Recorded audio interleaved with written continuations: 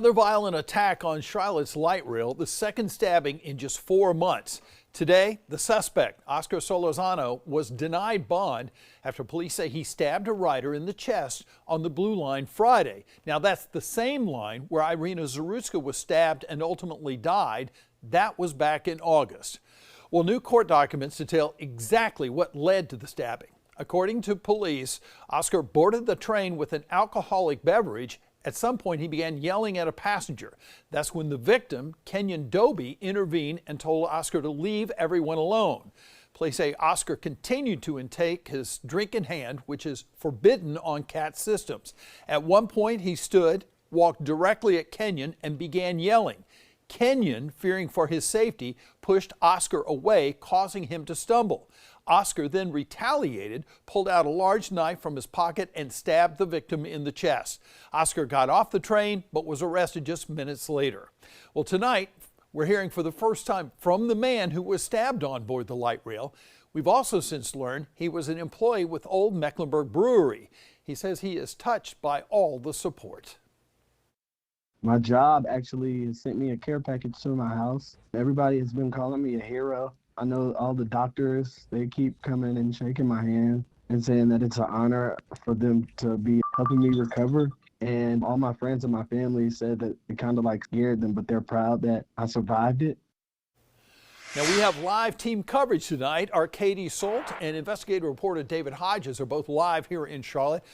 So, Katie, let's start with you first here. We know the suspect in this case is in the country illegally. So what else have you learned about him? Court documents show that Solorzano has been deported before. And in fact, a new ICE detention or immigration detention order, says that he has been charged with illegal reentry after prior removal. But when it comes to the criminal history, that's where things get a little confusing. Has Oscar Solorzano ever been an inmate in your jail before this instance? And I believe that is no. Monday morning, prosecutors with the Mecklenburg County Sheriff's Office echoing those words from Sheriff Gary McFadden. During Oscar Solorzano's first appearance, prosecutors say they could not find a criminal history for him. Sheriff McFadden now has questions for the Department of Homeland Security, ICE, and CBP. Well, you deported this person twice. Does that really work, or has it worked? And what will you do after that? Immigration is the federal board's issue. Why don't we ask them? He's been deported twice under the civil, deportation process.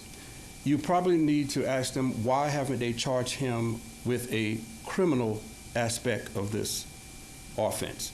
Federal immigration agents just spent weeks in Charlotte during what was called Operation Charlotte's Web, an operation they say was designed to arrest violent criminals. In several statements from DHS, they said people arrested were previously charged with things like aggravated assault, DUI, and illegal reentry. But McFadden is still skeptical about who was really detained. We asked them to collaborate with us here. Let me make sure we get a distinction. We have a better communication with ICE than we have with Border Patrol. Border Patrol never came and talked to us, even though they were 500 yards away from here doing an interview with CNN right across the street. In a post to X, the head of CBP responded to Governor Josh Stein, writing, quote, "The blood of innocence is on you." We've asked DHS if Solorzano was on their list during the federal operation and if they could give insight into his criminal history. We are still waiting to hear back.